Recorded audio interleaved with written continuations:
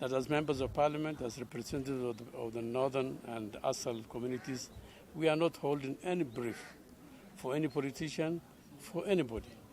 We are only here to speak on behalf and the interest of the people of the Asal. The conversation that we have as the BBI.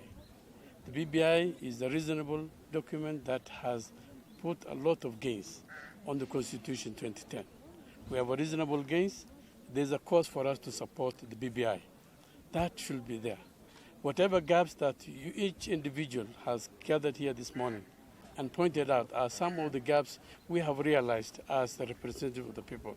And we have put those things into perspective and shared it with the principals, who are Right Honorable Raila Omolo Odinga and Uhuru Muigai Kenyatta. And we feel that our interest will be catered for in this process. They are nothing less than what we have had in the past. We are going to make reasonable gains in terms of the resources to 35%. We are going to make enough gains in terms of representation. And the fact that we have been able to reinforce the 290 constituencies which are currently in existence. These are reasonable gains. So gentlemen, wherever you are, youth, elders, I urge you to support and rally your calls behind the BBI, knowing that it's a progressive document, based on what we have had. You remember 2010, we passed the Constitution, and we realized it has 20% gaps.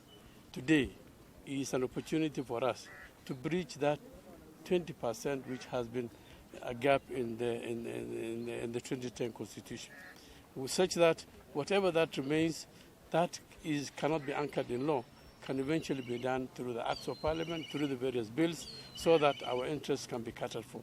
But on the overall, this is a good document.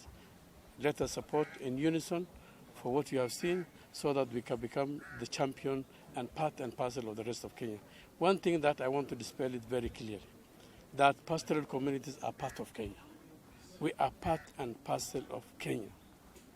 We represent the interest of nearly 80% of the land. And we represent the economy. The GDP contribution of these people is nearly 20%. So these are a community that cannot be overlooked. This is a constituency that cannot be dispelled. This is a group that cannot be, and any politician or any leader who is aspiring to be the head of this country and who feels that he can be able to lower the interest and not be able to serve the interests of these people, then he will do at his own peril. But this is not to suggest that we are making an ultimatum for anybody.